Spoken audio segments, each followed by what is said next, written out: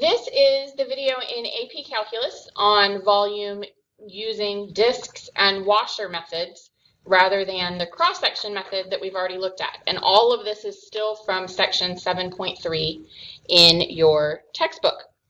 So we're going to start with volume created from disks that are perpendicular to the x-axis.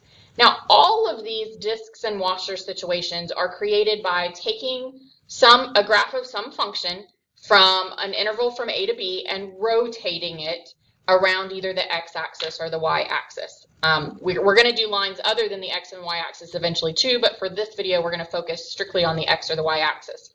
Now, if you can imagine taking a graph and rotating it around either one of those axes, you're going to create a solid by doing that. And then if we think back to how we did cross sections, we integrated the area of those cross sections, and that gave us the value for our volume from A to B. We're doing the exact same concept here. We're going to integrate the area of the cross sections. But if you create an object by rotating, well, if you're rotating all the way around an axis, that means you're going full circle. So your cross sections, if you were to actually slice that object, are going to be in the shape of circles. So what that means is that whereas with cross sections we had to think about what the shape was and the area formula for that shape and tweak it to be in terms of x and y, with these disks and washers, because the cross section is always a circle, your area formula is always the area formula for a circle, pi r squared. So if you notice here in the box, it says that the volume is equal to the integral from a to b of pi times f of x squared. That's because f of x is the radius of that cross section wherever it is that it falls from A to B. So for example, if I have the region bounded by y equals the square root of x equals 3, and y equals 0, I'm just going to draw a rough sketch of what that would look like prior to rotation. So here's the square root of x, looks like that. So let's say that x equals 3 is right about here.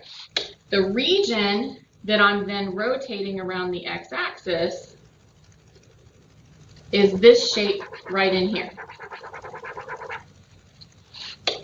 So I'm going to rotate that around the x-axis, and if you can imagine doing that, you end up almost with kind of like a bullet shape, or the headlight of a car kind of shape. It's dome-ish, sort of. And it would end up going down below the x-axis like that when we make our 3D rotation. So if I was to slice that, I would get a circle, but the radius of each one of those circles would be this measurement here, which is equivalent to the height of our function, which is the square root of x. So our volume then is going to be pi times the integral of the radius squared. And since we're going from where y is equal to 0, which would be right here, meaning that x is also 0, to 3. So that's how we would find the volume of that object. And this is one you could very easily do by hand. When we square the square root, that just becomes an x. And so x, when we integrate it, we get 1/2 x squared from 0 to 3. Notice that I pulled the pi in front because it's a constant, so I'm really not worried about it as I'm going through this whole integration process. But I am going to make sure that it's stuck on my answer when I'm done at the end. So this becomes 9/2, this becomes 0, and so your answer is 9 pi over 2 for the volume of that sort of bullet-shaped object that we have there. So then what if it's rotated around the y-axis? Well, the process doesn't change. It's just that we're looking at something that would have cross sections that are still circles. They're just perpendicular to the y-axis. So just like when we did cross sections perpendicular to the y-axis previously, all that means is that your function is going to have to be integrated in terms of y instead of in terms of x. And your boundaries are going to be y values rather than x values. So for example here, we want to rotate the region bounded by y equals the cube root of x equals 0, and y equals 2. So the cube root of x looks like this. And we're going from where x is equal to 0, so that would be the y-axis, to where y is equal to 2. So say maybe right about to there. So the region that we're rotating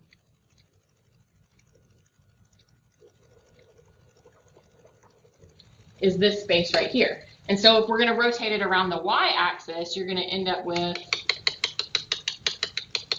a three-dimensional object that looks kind of like a funnel, basically. The radius of each of those cross sections, though, is going to be how far it is to get to the function. Now, the function right now is written as y equals the cube root of x.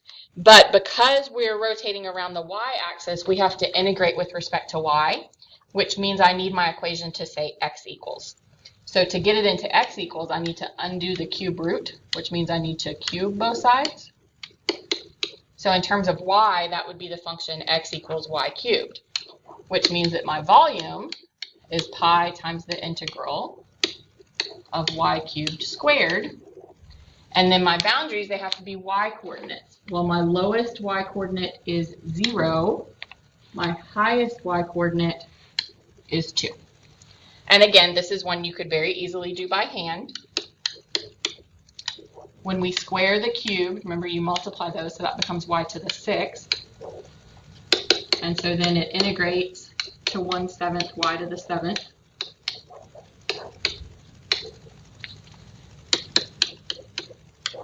So you have 1/7 times 2 to the 7th minus 1/7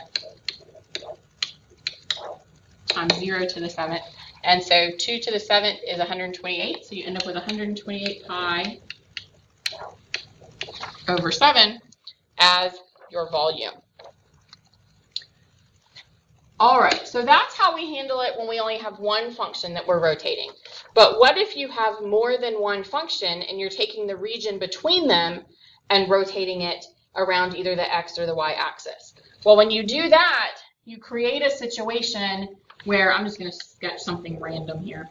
If I have, let's say this is my f of x function, and this is my, let me change that. This is my f function, and this is my g function. The region between them, oops,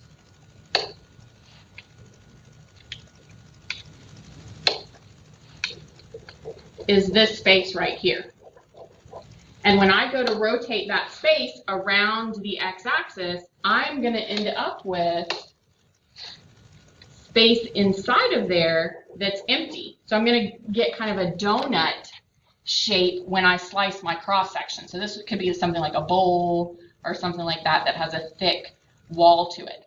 So what we have to do to find the volume, we do still integrate the area, but your cross section, if I was to slice right here, for example, my cross section of that is going to look like this. And so I have this length, which is the solid measurement that I made, and then I have the dotted length.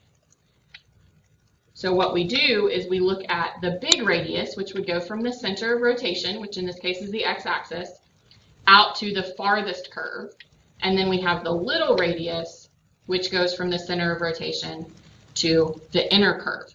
So instead of thinking it like f of x squared minus g of x squared, I do big R squared minus little r squared. So let's look at an example here. We have y equals the cube root of x, y equals 2, and x equals 0. This is the same graph that we were looking at in the last example, except now we also have the line y equals 2 and x equals 0, so that's our y-axis, and we're rotating this time around the x-axis. So what that does, still the same region, but when we rotate around the x-axis, we're going to end up with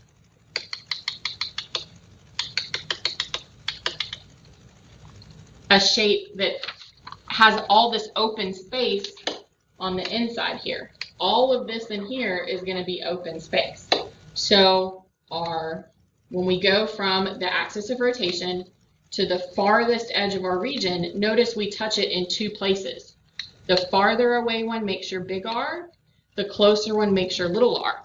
So what I do is I make a list. What is big R? What is little r? Well, big R is sitting on the line y equals 2. Little r is sitting on the curve cube root of x. And it's okay to leave it written in terms of x because I'm rotating around the x-axis. Once you manage to identify big R and little r, it's really not that difficult because then it's just the volume is equal to the pi of the integral of big R squared minus little r squared. And the boundaries have to be in terms of x. So we know it starts where x is equal to 0. It's going to end right here at this point of intersection. Well, that point of intersection is where my two functions are equal to each other. So to solve that for x, I would cube both sides, and so that's going to be x equals 8. So my integral is going to go from 0 to 8. Now I want you to pause the video at this point and see if you can work out this integral yourself. It should not be difficult. I just want to see if you can integrate yourself. All right, I had to scroll down to fit all of my work in, but look through and see. I went through and I squared the 2 and I squared the cube root of x. Rewrote that as 4 minus x to the 2/3. Then that integrated to 4x minus 3/5 x to the 5/3. Plugged in my boundaries. Now to do the 8 to the 5/3, remember that we usually do the root first. So the cube root of 8 is 2, and then 2 to the 5th is 32, times 3 is where my 96 over 5 came from. And then it's just a matter of working with the fractions. Again, this would be if you had to do it without a calculator. And your final answer would end up as 64 pi over 5. All right, so let's look at the other scenario is what if we have to rotate around the y-axis? Well, again, you don't do it any differently. It's just that your functions are going to have to be written in terms of y. But you will have a function that's farther from the y-axis and a function that's closer to the y-axis. So you will have a big R and a little r. So let's look at, for example, y equals x cubed, x equals 2, and y equals 0. And we're going to rotate that around the y-axis. So that here is x cubed. Here is x equals 2, and then y equals 0 is our x-axis. So the region that we're rotating is this little shape right here, and we're going to rotate him around the y-axis, which when I draw out, you see that I get a little r and a big R. So the big R is on the line. That is x equals 2. The little r is on the curve. The problem with the curve is it's written as y equals. So to get it in x equals, you need to cube root both sides. So little r is the cube root of y, or y to the 1/3. So from there on, I want you to see if you can finish this problem on your own.